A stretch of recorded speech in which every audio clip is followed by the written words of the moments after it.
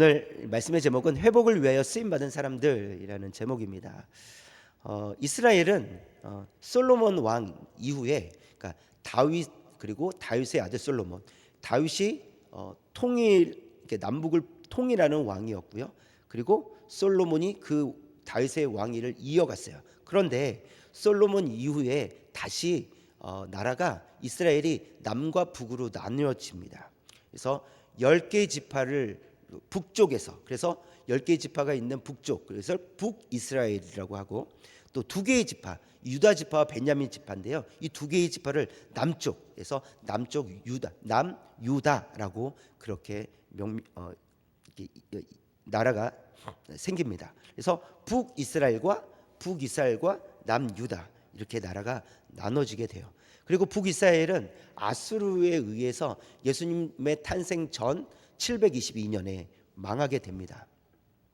그래서 아수르가 펼쳤던 정책이 있었는데, 그것이 무엇이냐면 혼혈 정책이었어요. 그래서 이 북이스라엘에 있는 사람들을 외구로, 다른 지역으로 이주시키는 거였어요. 또 다른 지역에 있었던 사람들을 또 이 사마리아 땅, 북이스라엘 땅으로 이주하는 정책을 폈습니다. 그래서 섞이게 됩니다. 그 이유는 정체성을 무너뜨리기 위해서였어요. 그래서 이 느헤미야서에서 보면 성벽을 건축할 때 이 사마리아 사람들이 찾아옵니다. 우리도 같이 포함해 달라, 우리도 같이 짓겠다라고 하는데, 이 포로에서 돌아온 이 유대인들이, 남유다 사람들이 그들을 거절을 해요.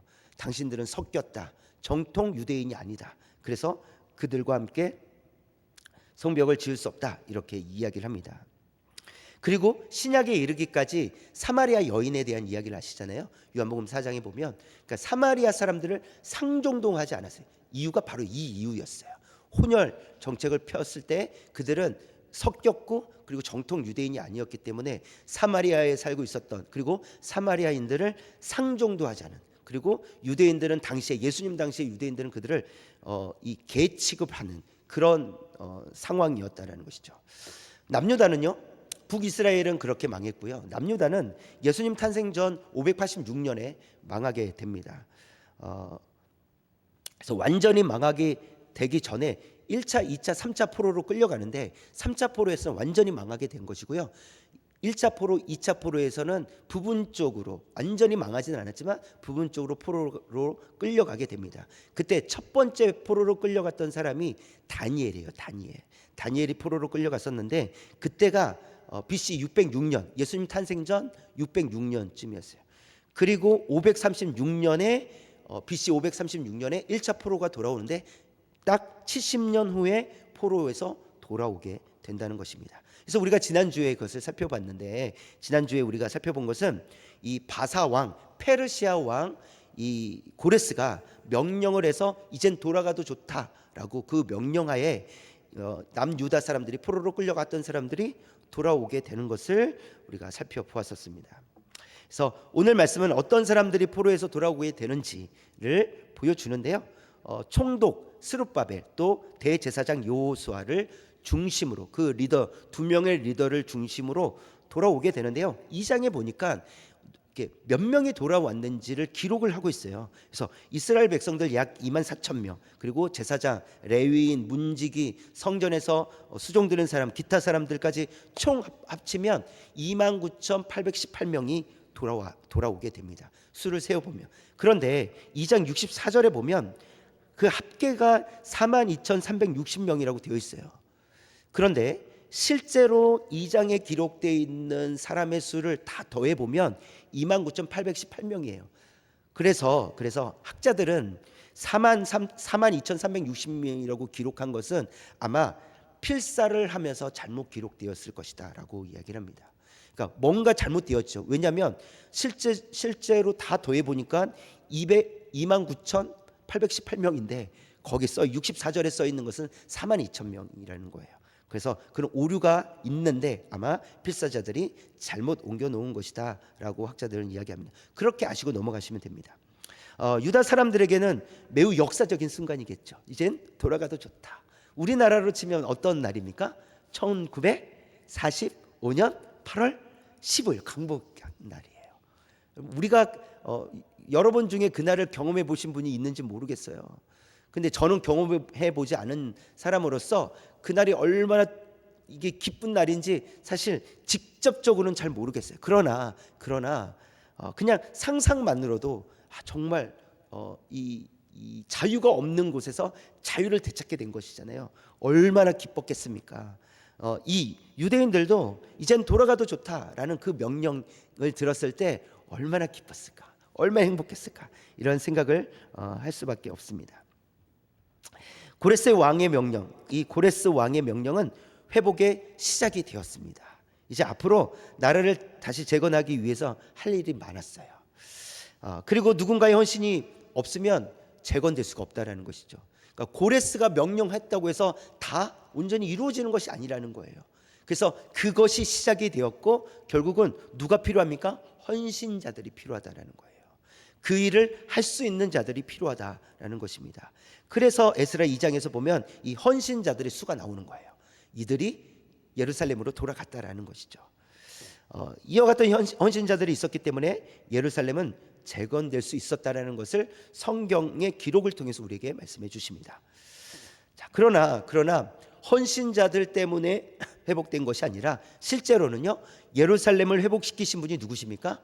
하나님이시라는 거예요. 하나님의 계획 가운데, 하나님의 뜻 가운데 고레스를 사용하시고, 지난주에 살펴봤던 대로 고레스, 이방 왕이었던 고레스에게 기름을 부으셔서 이 고레스 왕을 사용하시고, 또 예루살렘에서 그 성전을 재건할 수 있도록 하나님께서 사람들의 마음을 움직여 주셨다는 거예요. 하나님의 계획과 뜻 가운데 있었다. 그리고 하나님께서 온전히 이루신 것이다. 것을 우리가 말씀을 통해서 알 수 있습니다. 또 그래서 오늘 회복을 위하여 하나님께서 어떻게 일하시는지 우리가 함께 살펴보길 원하는데요. 우리 세 가지를 살펴보겠습니다. 첫 번째, 함께 읽겠습니다. 시작. 하나님께서는 회복을 위하여 사람들을 사용하십니다. 네, 회복을 위하여 사람들을 사용하신다는 것인데요. 하나님께서는 홀로 일하지 않으신다라는 것입니다. 그러니까 사람을 꼭 사용하신다는 거예요. 그 이유가 있는데요. 그것은 창세기에 기록된 대로 하나님의 형상을 따라 모양대로 창조하셨기 때문에 그래요. 우리를. 그래서 하나님은 우리와 함께 일하시기를 원하신다라는 거예요. 그래서 하나님의 영광을 하나님을 영광에 낼 수 있도록 창조하셨기 때문에 정복하고 다스리라, 이렇게 명령을 하신 거예요. 그래서 우리를 통해서 하나님의 뜻을 이루어 가기를 원하신다는 것입니다. 그래서 에스라 2장에서도 예루살렘으로 돌아온 사람들의 수가 기록되어 있는 것은 하나님께서 예루살렘을 회복시켜 주시는 데 있어서 누구를 사용하신다는 겁니까? 사람들을 사용하신다는 거예요. 반드시 하나님은 사람들을 사용하십니다. 그래서 세 가지를 우리가 살펴볼 수 있는데요. 첫 번째는 한번 넘겨주시면, 붉은 글 시작. 먼저 돌아갈 수 있도록 하셨다라는 겁니다. 먼저 돌아갈 수 있도록 하셨는데 누구를 돌아갈 수 있도록 하셨냐라는 것이 중요하죠. 먼저 이 스룹바벨과 여호수아를 리더를 세우셨고, 많은 제사장들과 레위 사람들, 노래하는 사람들, 또 성전에서 수종 드는 사람들, 기타 사람들을 그들의 마음을 움직여 주셔서 예루살렘으로 돌아가게 하셨다라는 것입니다. 그런데 여러분, 그들의 입장에서 보면 큰 결단이 필요합니다. 이것은 우리가 개척을 한다, 뭔가 새로운 것을 개척한다라고 했을 때 여러분 힘이 들겠습니까? 안 힘들겠습니까? 힘들지 않겠습니까? 사업을 처음 한다고 생각을 해보세요. 얼마나 힘들겠습니까? 이것저것 신경 써야 될 일이 얼마나 많겠어요. 그래서 개척자는요, 2배, 3배 힘이 듭니다.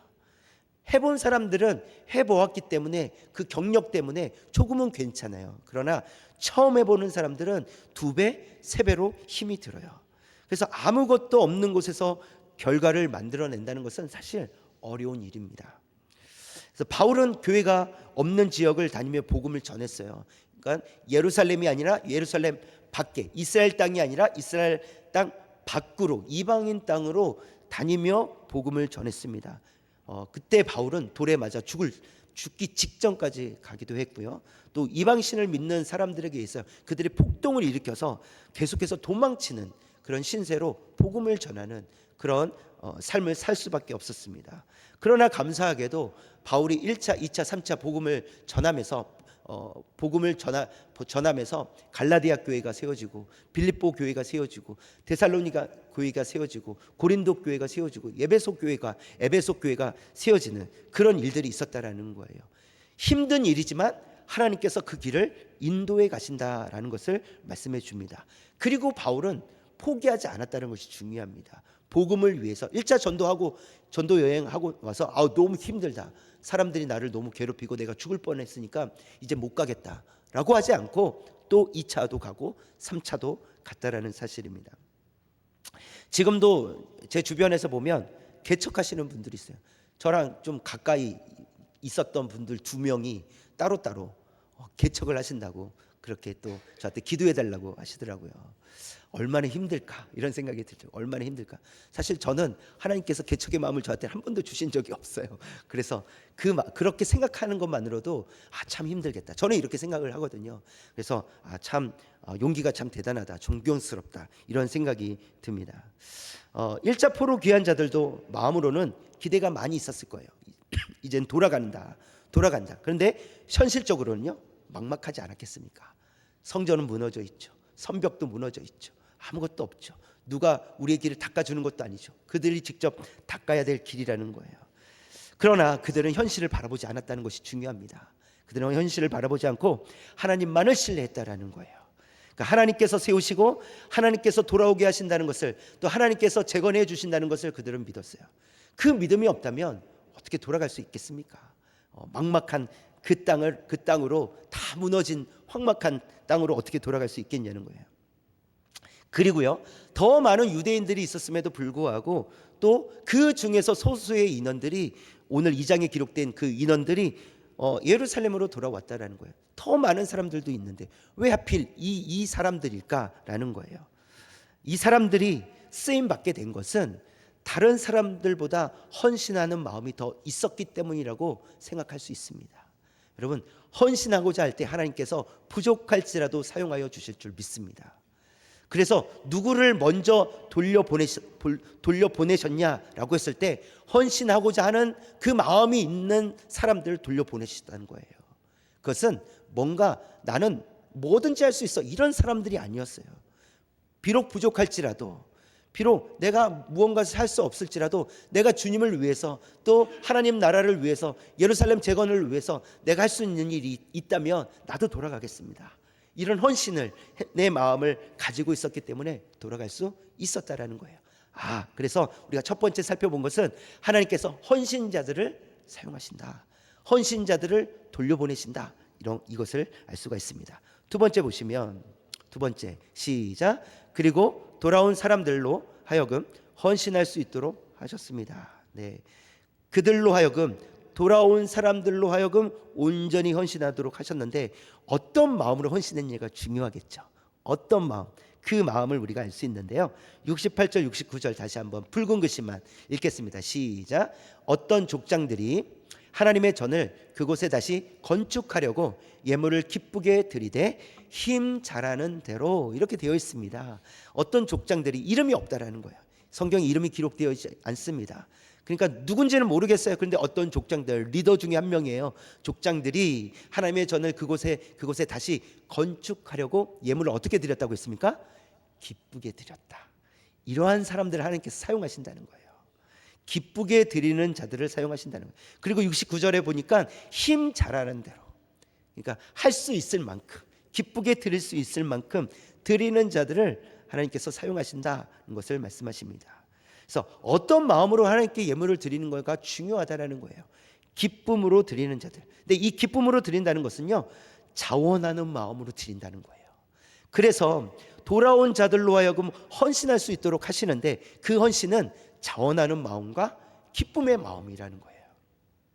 그래서 베드로전서 5장 2절에서도 볼까요? 붉은 글씨 시작. 억지로 하지 말고 하나님의 뜻을 따라 자원함으로 하며 기꺼이 하며 라고 되어 있어요. 그래서 자원하는 마음으로, 그렇죠? 자원하는 마음은 무엇입니까? 누군가에 의해서 하는 것이 아니라 내 마음에 기뻐서 하는 것을 자원하는 마음이에요. 기꺼이 한다는 것은 무엇입니까? 이 기꺼이 한다는 것은 기쁜 마음으로 한다, 이런 의미예요.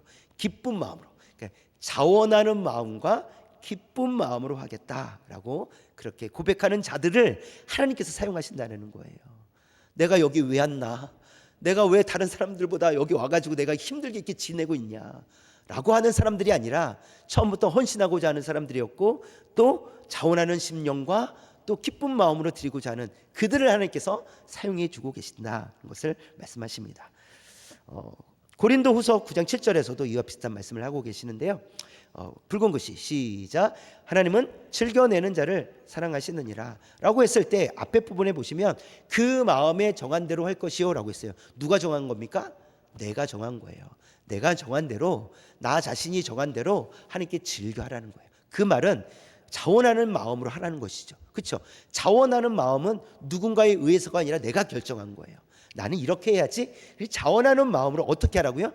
즐겨서 하라, 기쁨으로 하라 라고 말씀하십니다. 또 다윗도 이렇게 고백을 합니다. 역대상 29장 16절 붉은 글씨 시작. 이 모든 물건이 다 주의 손에서 왔사오니 다 주의 것이니이다. 모든 것이 하나님의 것입니다. 하나님께로부터 왔으니 하나님께서 나에게 채워주신 것이니 이 모든 것 드리는 것 마땅히 드릴 수 있습니다. 하나님의 것을 하나님께 드립니다 라고 다윗도 고백하고 있다는 것입니다. 하나님께서는 이러한 헌신자들을 사용하신다는 거예요. 자원하는 심령과 기쁨으로 드리는 그러한 성도들을 하나님께서 사용하신다는 것입니다. 이것이 물질뿐이겠습니까? 아닙니다. 삶 전체를 얘기하는 거예요. 삶 전체를 내가 주님을 위해서, 주의 영광을 위해서 말하겠습니다. 주님을 위해서 행동하겠습니다. 이런 거예요. 물질만 얘기하고 있는 것이 아닙니다. 그리고 또 한 가지는 작은 헌신이라 할지라도 헌신하고자 하는 마음을 하나님께 드릴 때 하나님께서 반드시 사용하여 주실 줄 믿습니다. 어떤 대단한 일을 할 수 있는 사람들을 하나님께 사용하시는 것이 아닙니다. 비록 아무것도 할 수 없다라고 그렇게 고백하며 하나님 앞에 나올지라도 하나님은 그들의 헌신을 사용하신다는 거예요. 여러분, 어떤 마음으로 주님 앞에 나왔습니까? 자원하는 심령으로 주님 앞에 나왔습니까? 기쁜 마음으로 하나님 앞에 나왔습니까? 그렇다면 하나님께서 우리에게 은혜를 베풀어 주실 줄 믿습니다. 우리에 있는 이 모습 그대로를 또 사용하여 주시고 또 앞으로 더욱 성숙한 모습으로 우리를 자라가게 하셔서 우리를 사용하여 주실 줄 믿습니다. 네, 세 번째 볼까요? 세 번째 시작. 그리고 돌아온 사람들 중에는 성전에서 섬기는 제사장, 레위인들, 문지기, 수종드는 사람들이었습니다. 사람들이었습니다. 그래서 보시면 70절 말씀 볼까요? 70절 붉은 글씨 시작. 제사장, 레위 사람들, 노래하는 자들, 문지기, 느디님 사람들. 보세요. 느디님 사람들은 어느 순간부터 이 성전에서 섬기는 수종드는 사람들로 포함이 됩니다. 그래서 이 사람들인데 그들의 역할은 하나님과의 관계 회복과 예배 회복을 위해서 세워진 사람들이었어요. 그렇죠? 제사장도 그렇고 레위인도 그렇고 노래하는 사람, 성가대를 얘기하는 거죠. 문지기들, 성전을 지키는 사람들, 성전에서 수종드는 사람들, 이 모든 사람들은 하나님과의 관계와 관련되어 있는 그런 직분을 가진 사람들입니다. 그리고 예배 회복을 위해서 세워진 사람들이었다라는 거예요. 그래서 하나님께서는 어떤 사람들을 사용하십니까? 예배자들을 사용하신다는 거예요. 예배자들을 참되게 예배하는 하나님의 자녀들을 사용하신다는 겁니다. 왜냐하면 지금 이스라엘은 하나님과의 관계가 무너졌거든요. 왜 망했습니까? 하나님을 떠나 우상을 섬겼기 때문에 예루살렘이 망했거든요. 그래서 이것을 다시 회복시키기 위해서는 하나님과의 관계가 회복되어야 되잖아요. 그렇다면 예배가 회복되어야 된다는 거예요. 하나님 앞에 나아가는 자들이 또 앞서서 또 그 직분을 감당하는 자들이 바르게 하나님 앞에 예배드릴 수 있어야 된다는 것입니다. 그 일을 위해서 이와 같은 사람들을 사용하셨다라는 겁니다. 그런 의미로서 예배를 섬기시는 분들은 그 역할이 참 중요합니다. 지금도 마찬가지라는 거예요. 여러분, 찬양팀, 또 성가대, 또 대표 기도자, 또 설교자는 직접적으로 예배에 참여하기 때문에 잘 준비가 되어야 돼요. 그냥 나는 피아노 치는 거지, 나는 찬양하는 사람이지가 아니라 내가 찬양하는 자로서, 예배자로서, 내 성가대 원으로서, 예배하는 자로서, 저도 설교자로서 설교하는 제가 설교를 선포하지만 그 말씀은 저에게도 들려져야 됩니다. 저에게 들려지지 않은 말씀은 힘이 없어요. 그래서 저에게도 들려줘야 돼요. 그렇다면 하나님 말씀 앞에 저도 엎드려야 돼요. 그러니까 이런 준비된 마음이 없다면 예배가 바르게 드려질 수가 없다라는 거예요. 뿐만이 아닙니다. 강대상 꽃꽂이도 마찬가지예요. 안내를 보시는 분들도 마찬가지입니다. 음향을 다루거나 또 컴퓨터 버튼을 누르는 역할까지도 다 중요하다는 거예요. 왜요? 예배와 관련이 있기 때문에. 그것이 준비되지 않으면 예배가 방해를 받거든요. 그래서 다 중요하다라는 거예요. 그래서 모두가 한 마음으로 예배 드리기를 힘써야 된다는 것입니다. 이곳에 앉아 계시는 우리 성도님들도 마찬가지 아닙니까? 어떤 마음으로 나오셨는지가 중요하지 않겠습니까? 그래서 하나님께 앞에 정직하게 예배 드릴 때 하나님께서 그 마음을 보시고 또 우리에게 필요한 은혜를 베풀어 주시지 않겠냐는 거예요. 우리가 간절히 원하는, 정말 하나님의 은혜를 간절히 원하고 있다면 분위기가 다를 거예요. 우리가 느껴지지 않습니까? 뜨거울 때, 뜨겁지 않을 때 느껴지잖아요. 우리의 기도가 뜨거울 때가 느껴지시잖아요. 또 찬양을 드릴 때도 오늘 찬양 너무 뜨겁게, 너무 은혜스럽다, 이럴 때가 있잖아요. 그게 무엇 때문이냐는 거예요. 우리가 준비되어 하나님 앞에 나올 때 하나님께서 우리의 예배를 기쁘게 받아주실 줄 믿습니다. 그래서 하나님은 예배자를 통해서 회복시키신다는 거예요. 저와 여러분이 참된 예배자가 되길 원합니다.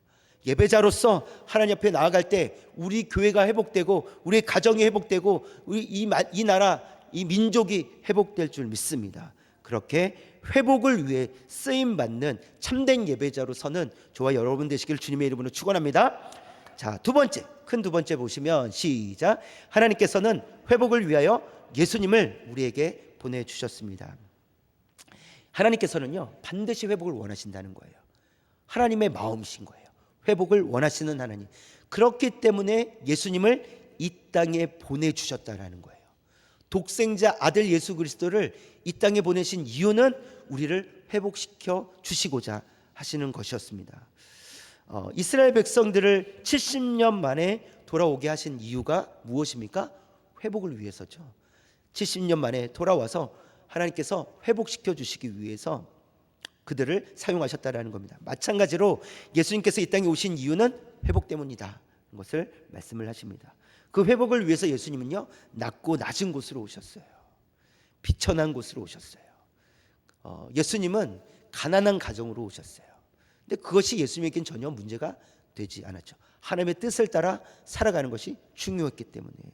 그래서 이 표현을, 찬송가 가사를 보면 낮고 낮은 곳에 우리를 위해서 오셨는데, 웬 말인가 날 위하여 주 돌아가셨나. 이 벌레가 든 날 위해 그네 받으셨나. 예수님께서 우리를 위해, 천하고 천한 우리를 위해 천한 곳으로 오셨다라는 겁니다. 이사야 선지자를 통해서 하나님께서 말씀을 하시는데요, 41장 14절 시작. 버러지 같은 너 야곱아, 너희 이스라엘 사람아, 두려워하지 말라.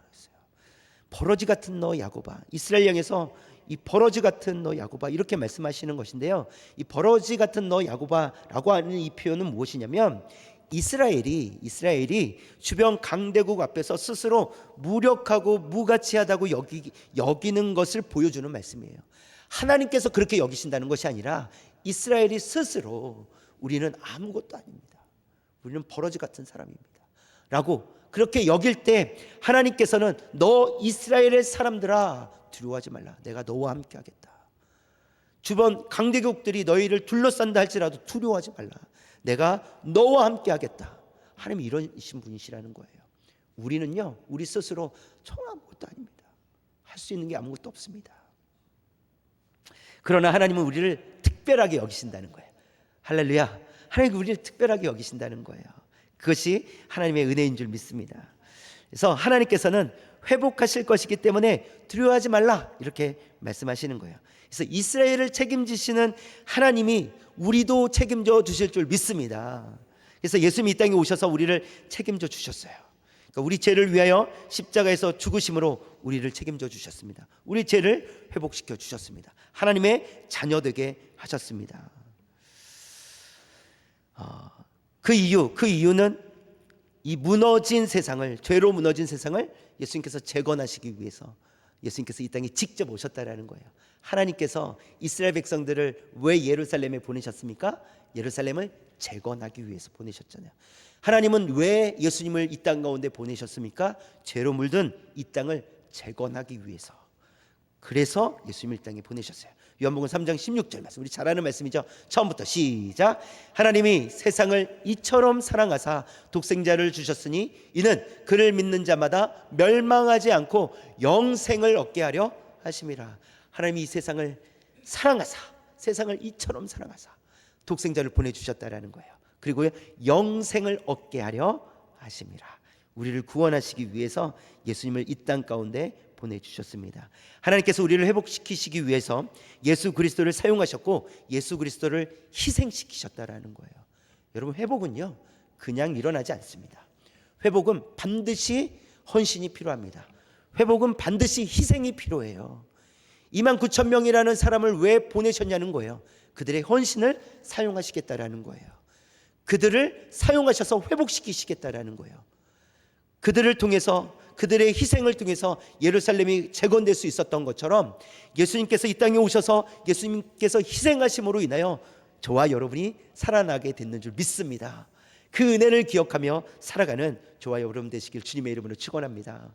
자, 그러면 마지막으로 세 번째 볼까요? 시작. 우리도 회복을 위하여 하나님께 쓰임받는 성도가 됩시다. 에스라서를 다 읽어보면요, 하나님께서 회복을 어떻게 이루어 가시는지를 우리가 알 수 있는데, 먼저는 세 가지로 볼 수 있는데, 첫 번째는 성전을 재건을 하십니다. 이것은 하나님과 관계예요. 하나님과 관계를 먼저 회복시키세요. 예배를 회복시키십니다. 그리고 그 다음에 나오는 내용들이 가정의 회복에 대한 것을 나옵니다. 성도들의 삶을 바르게 세우기 위해서, 또 가정을 위해서 그 회복시키는 장면을, 그런 내용들이 나옵니다. 그리고 나서 이스라엘 공동체적으로 바르게 세워갈 수 있도록 하는 그런 내용들이 나와요. 그래서 먼저는 하나님과의 관계, 그렇죠? 관계가 회복되어서, 그리고 우리가 가족과 또 내 삶을 통해서 바르게 살아갈 수 있도록, 그래서 그것을 통해서 공동체가 바르게 세워져 갈 수 있도록 그렇게 내용이 전개가 됩니다. 그래서 하나님과의 관계가 회복되면 내가 회복되는 것이고, 그렇죠? 예배자인 내가 회복되고, 내가 회복되면 내가 속해 있는 가정이 회복되고, 그 가정이 회복되면 또 속해 있는 공동체가 회복이 되겠죠. 공동체와 또 나라가 회복될 것입니다. 그래서 회복의 점진적인 그림을 보여주고 계시는 거예요. 에스라서를 통해서 회복을 점진적으로 조금씩 하나님은 먼저 나를 회복시켜 주시는구나. 그리고 가정, 나의 삶, 그리고 공동체, 나라를 하나님께서 회복하시길 원하시는구나, 것을 알 수가 있습니다. 그래서 우리가 회복을 위하여 쓰임받기 위해서는 하나님께로, 여호와께로 돌아가야 돼요. 그래서 여호수아 6장 1절에 이렇게 기록을 하고 있습니다. 처음부터 시작. 오라, 우리가 여호와께로 돌아가자. 여호와께서 우리를 찢으셨으나 도로 낫게 하실 것이요 우리를 치셨으나 싸매어 주실 것임이라. 아멘, 아멘. 우리가 여호와께로 돌아가면 어떤 일들이 일어난다고 하십니까? 도로 낫게 하실 것이요 우리를 회복시켜 주신다는 거예요. 싸매어 주실 것이요. 여러분, 우리뿐만 아니고요, 우리가 기도하고 있는 기도의 대상자들, 우리의 가족들, 우리의 자녀들, 우리의 또 손주들, 하나님을 알지 못하는 사람들, 그들도 여호와께로 돌아가면 어떻게 하시겠다는 거예요? 도로 낫게 하실 것이요 그들을 싸매어 주실 것이다. 하나님께서 회복시켜 주신다라는 말씀을 우리에게 해 주십니다. 여러분, 우리가 여호와께로 돌아가는 것, 거기서부터 시작입니다. 우리가 여호와께로 돌아갈 때 우리를 회복시켜 주심으로 말미암아 우리를 통해서 가정을 회복시켜 주실 것이고, 가정 회복을 통해서 우리의 공동체와 교회 공동체와 더 나아가서 이 나라 민족까지도 회복하는 일에 우리를 사용하여 주실 줄 믿습니다. 우리의 자녀들이, 우리의 손주들이 앞으로 어떤 일을 할지 어떻게 합니까? 그렇지 않습니까? 지금은 눈에 보이지 않습니다. 지금은 중요한 직에 있지 않을 수 있어요. 그러나 우리의 손주들이, 우리의 자녀들이 어떤 일을 할지 알 수 없잖아요. 나라와 민족을 위해서 일할지 모르잖아요. 그곳에서 회복시키는 일에 쓰임받는 우리 자녀들 될 수 있잖아요. 우리 손주들 될 수 있잖아요. 그렇기 때문에 우리가 먼저 회복돼야 되고요. 우리 가정을 위해서 우리 가정이 회복되고 우리 공동체가 회복되고 나라 열방이 회복될 수 있기까지 우리는 여호와께로 돌아가야 된다는 것입니다. 하나님께 우리가 쓰임 받을 때 하나님께서 우리를 회복의 통로로서 사용하여 주실 줄 믿습니다. 저와 여러분이 이제 하나님께서 예수님을 이 땅에 보내셔서 예수님의 헌신을 통해서, 예수님의 희생을 통해서 회복을 이루어 주신 것처럼 이젠 저와 여러분을 사용하여 주셔서 우리의 가정을 회복시켜 주시고 이 나라 민족 우리 교회 공동체를 회복시켜 주실 줄 믿습니다. 이 마음을 가지고 주님 앞에 저를 사용하여 주옵소서. 그렇게 기도할 수 있는, 또 기도하며 살아갈 수 있는 저와 여러분 되시기를 주님의 이름으로 축원합니다. 기도하겠습니다.